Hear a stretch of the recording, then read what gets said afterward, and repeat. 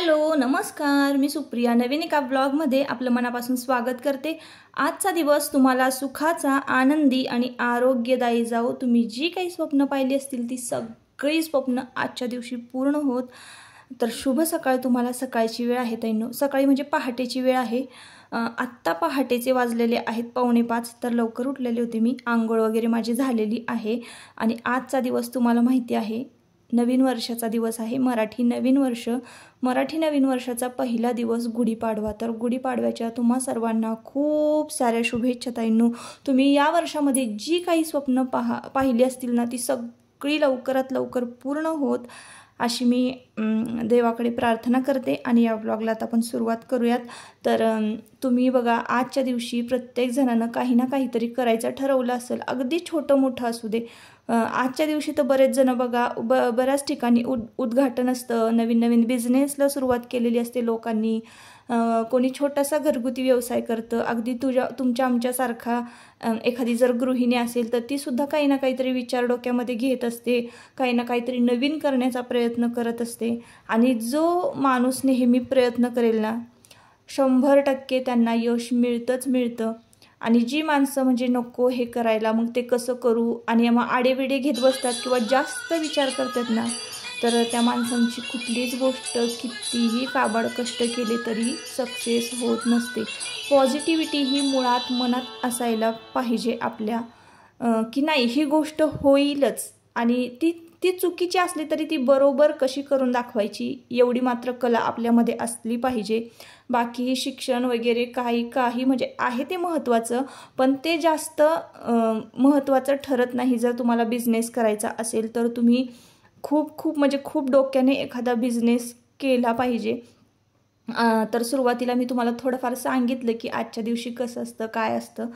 तर असो, काय होतं ना, माणसामध्ये ना भरपूर पॉझिटिव्हिटी, सगळ्या गोष्टी हँडल करण्याची म्हणजे ना मुळात आपल्या शरीरामध्ये, आपल्या मेंदूमध्ये ती ऊर्जा असावी लागते, हे मी तुम्हाला सांगते। तर सगळं हॅपी होत असतं। कला पाहिजे माणसाकडे। प्रत्येक अडचणींवर, प्रत्येक म्हणजे येणारे जी समोरून अडचण प्रॉब्लेम्स आहे कुणाच्या नसतात, सगळ्यांच्या आयुष्यात।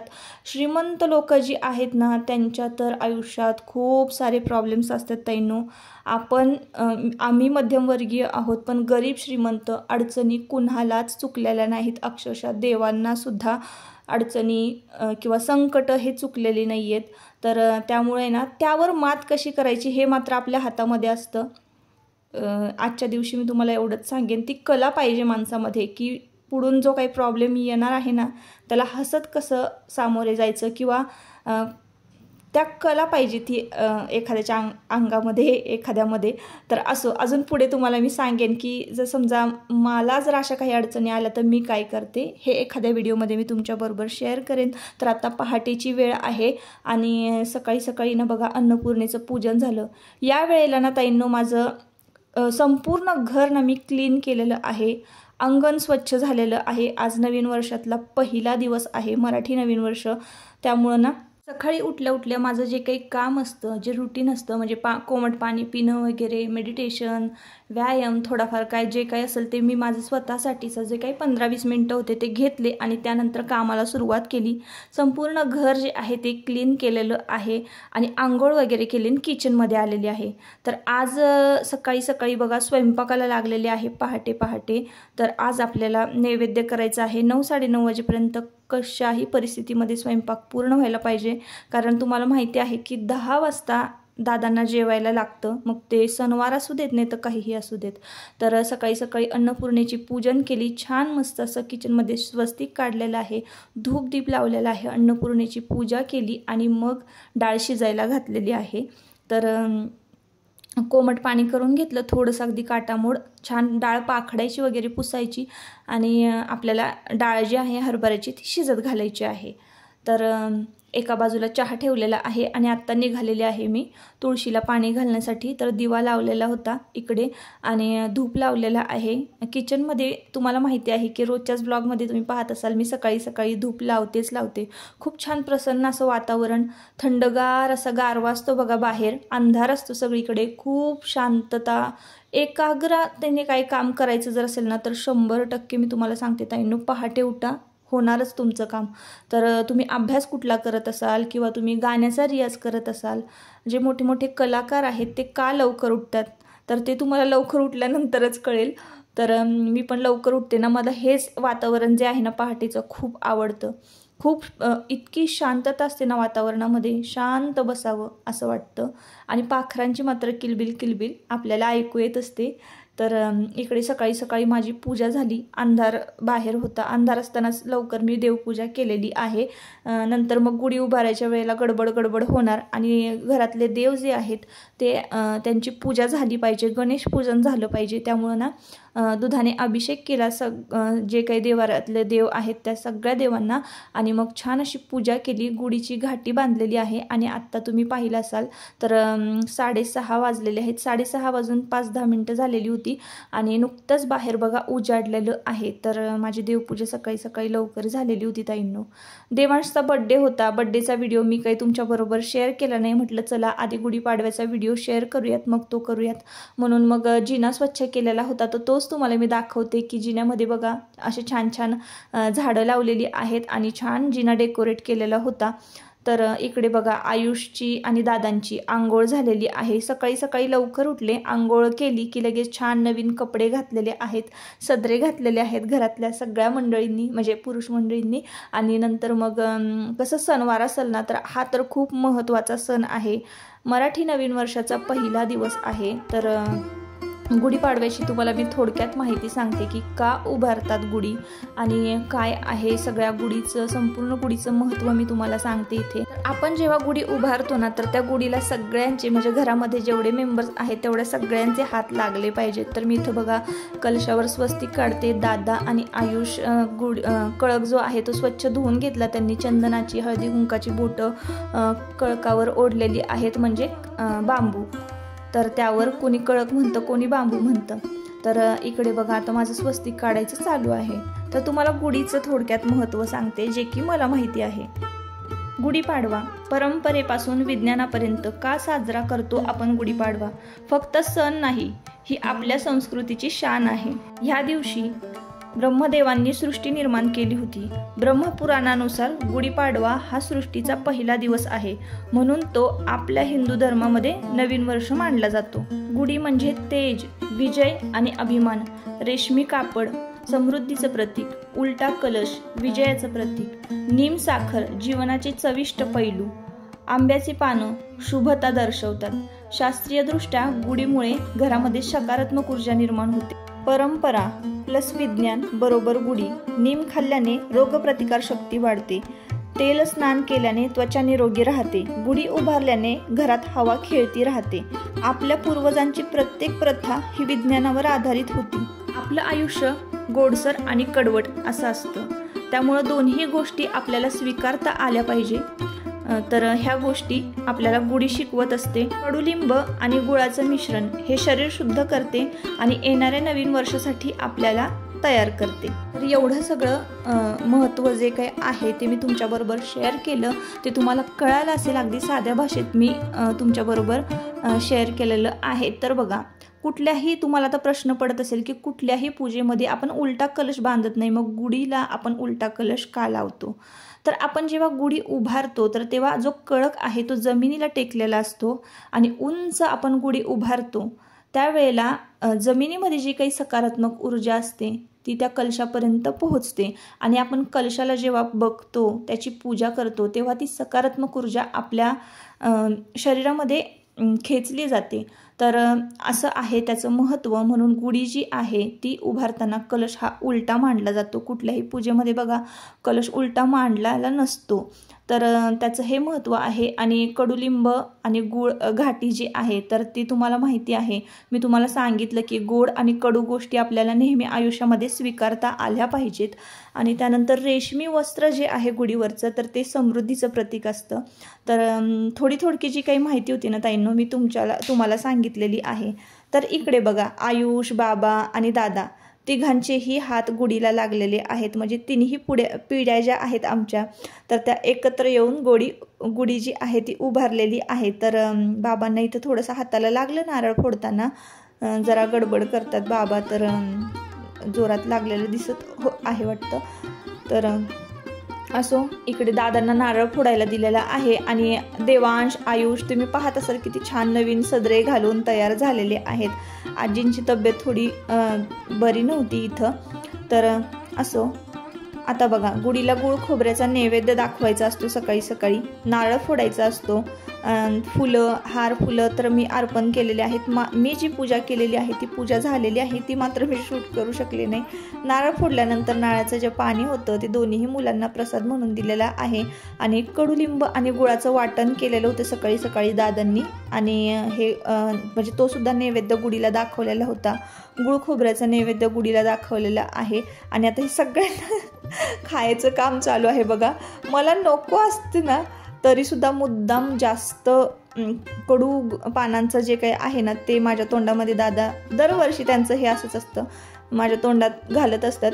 आणि मुलांचं कसं, मुलांना तर साधं चांगलं खायला देतो ते पण नको असतं. ते कडुलिंब कधी खाणार आहेत ताईंनो. पण आजची प्रथा आहे अशी, आजची परंपरा थोडंसं तरी खायचं असतं. तर आमचं कसं असतं एकमेकांना चारायचं, इथं कॉम्पिटिशन चाललेलं असतं बघा. असंच असतं दरवर्षी आमच्या घरातलं वातावरण जे काही आहे ते. तर हा त्याला चारतो, तो त्याला चारतो, असंच चालू असतं बघा. तर देवांशला तर अक्षरशः उलटीच आली बघा. आणि इकडे बघा बाबा आजींना चारत आहेत. आणि आयुष बघा, आयुष दात बाबांना बघा चारणार आहे. तर आयुषनं खाल्लं नव्हतं, आयुषनं चिटिंग केलेली होती. मी तरी खाल्लं थोडं. आता आयुष बघा आतमध्ये पळत गेला आणि बाबा गेले त्याच्या पाठीमागं त्याला चारायला. तर इकडे नुसतं चाटवायचं आहे बोट, तरी पण इकडे देवांश काही तयार नाही आहे खायला. तर असं असतं बघा घरातलं वातावरण. अशी मज्जा येते आमच्याकडे गुढीपाडव्याला. आणि असंच असतं बघा घरातलं जे वातावरण आहे ते. तर आता बघा सगळं झालेलं आहे. इकडे दादांना चारलेलं आहे आयुषनं. तर आता इकडं बघा कोणाकोणाकडे अशी परंपरा आहे मला नक्की कमेंट करून सांगा. तर अशी छान रंगीबिरंगी घाटी आणली जाते आणि लहान मुलांना छान कुंकाचा नाम वगैरे ओढून छान म्हणजे त्यांना तयार करून टोपी जी आहे ती घालून ना अशी गुढीची जी घाटी आहे ना ती त्यांच्या गळ्यामध्ये बांधली जाते. मी तर लहानपणापासून ना अशा रंगीबिरंगी घाट्या ज्या आहेत त्या मुलांच्या गळ्यामध्ये बघते ताईंनो. तर तुमच्याकडे अशी बांधतात का लहान मुलांना घाटी? मला नक्की कमेंट करून सांगा. तर देवांश कसा लहान आहे अजून, 10 वर्षाच्या आतील मुलांना बांधली तरीही चालते, मोठ्यांना बांधली तरीही चालते, तसं काही नाही. सगळं हौशेचं म्हणजे हौस असते एक. तर मी तर लहानपणापासून जशी 1-2 वर्षाची आहेत ना दोन्ही मुलं, तशी दोन्हीही मुलांना घाटी जी आहे ती मी घालत असते. तर जुना एखादा फोटो मिळाला तर नक्कीच मी तो फोटो तुमच्याबरोबर शेअर करेन दोन्ही मुलांचा घाटी घातलेला. तर इकडे आता सगळं झाल्यानंतर ना देवांशला नमस्कार करायला सांगितलेला होता, पण जरा आडे वेडे आज काही जरा मूड नव्हता. सगळं मूडवर काम असतं मुलांचं. तर सगळ्यांना देवांशनं ना नमस्कार केलेला होता. आजीचं डोकं दुखत होतं म्हणून आयुष दाबत होता डोकं. तर इकडं सगळ्यांना ना नमस्कार करायचा आणि त्याच्या गळ्यातली जी काही घाटी आहे ना सगळ्यांना थोडी खायला द्यायची. तर घाटी तुम्हाला माहिती आहे, घाटी ही नात्यामध्ये माधुर्य वाढवत असते, म्हणजे गोडवा वाढवत असते. तर त्यामुळं ना सगळ्यांनी घुळून मिळून एकत्र राहावं. आणि एकत्र कुटुंब असल्याचा फायदा तुम्हाला सांगते ताईंनो.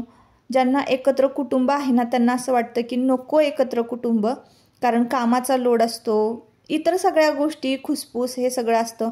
पण मला असं वाटतं की एकत्र कुटुंब असतील ना तर आपल्या मुलांचा लाड, कारण आपण आपली जी नाती आहेत ना आत्या, मामा, काका, काकी, तर आपल्या मुलांचा लाड तीच लोक करू शकतात आपल्यानंतर. बाकी इतर बाहेरची परकी माणसं इतका आपल्या मुलांचा लाड करत नाहीत.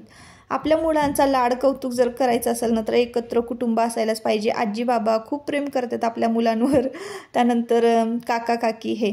तर इकडं बघा, मी पाया पडते तर मुद्दाम वाकून वाकून पाया पडायला लावले तुमच्या दादांनी मला, तर असो.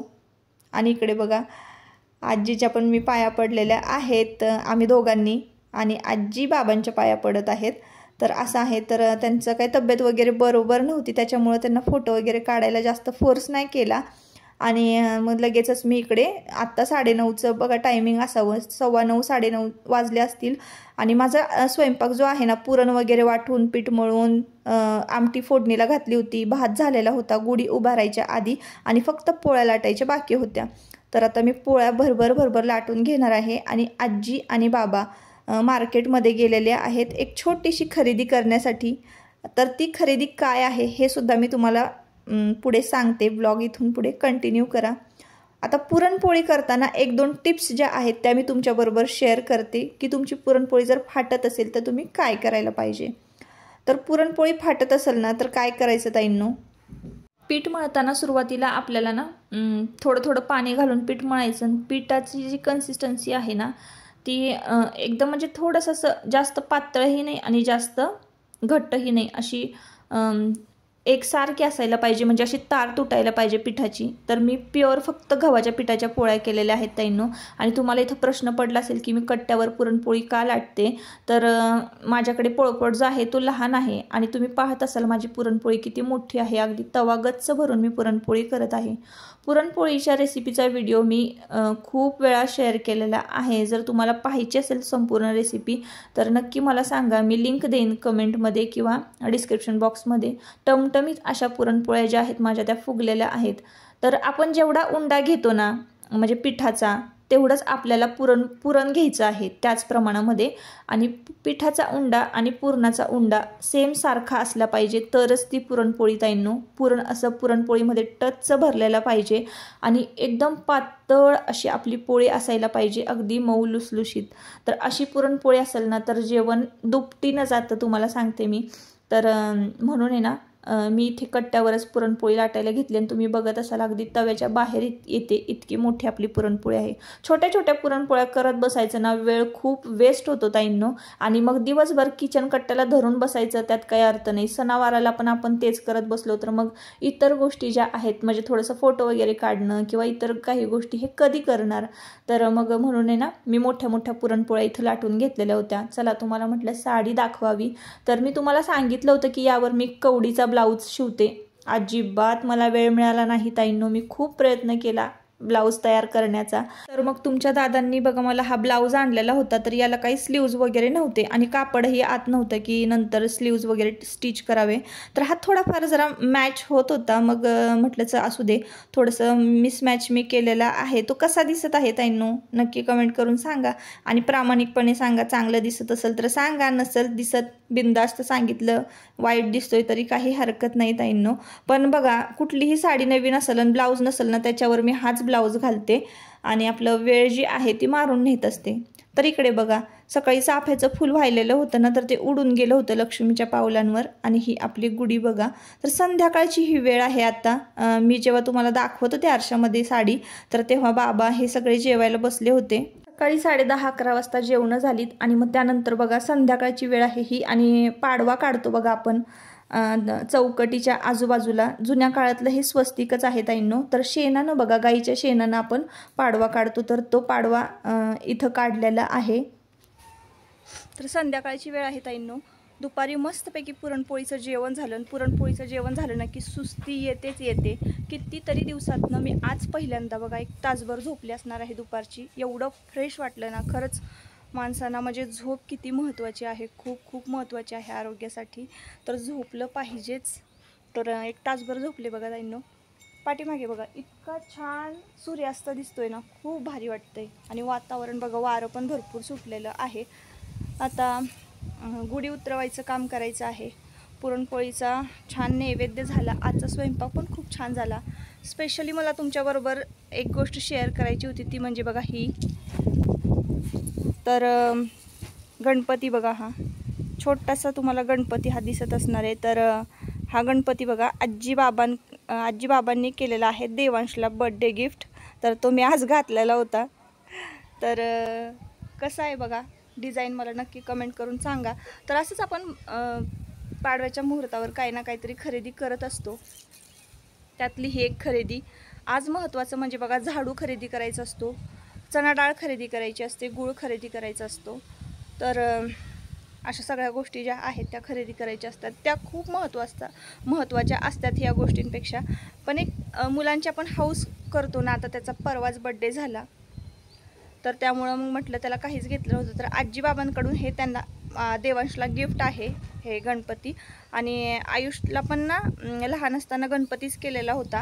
तर त्याचा ॲपलमध्ये आहे, ती पण डिझाईन मी तुम्हाला दाखवते. आणि मला हा खूप आवडला. म्हणजे हा सेपरेट फक्त गणपती आहे, याचा फोटो पण देते. इतकी रेखीव मूर्ती ना, हात वगैरे असे गणपती बाप्पांचे खूप सुंदर दिसत आहेत. तर ही मला आवडली. हा 1 ग्रॅममध्ये आहे. आणि देवांशचा जो आहे हा देवांशचा आणि आयुषचा जो आहे ना तो पण 1 ग्रॅममध्येच आहे, पण तो ॲपलमध्ये आहे. त्याची पण डिझाईन खूप छान आहे, पण त्याचा गणपती खूप छोटा आहे. याची साईज जी आहे गणपतीची ती मोठी आहे.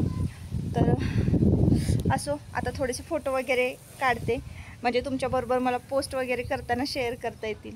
आजच्या व्हिडिओचा शेवट इथंच करते. परत आपण पुन्हा भेटूया नवीन एका ब्लॉगमध्ये. तोपर्यंत स्वतःची काळजी घ्या आणि मजेत राहा. Bye bye.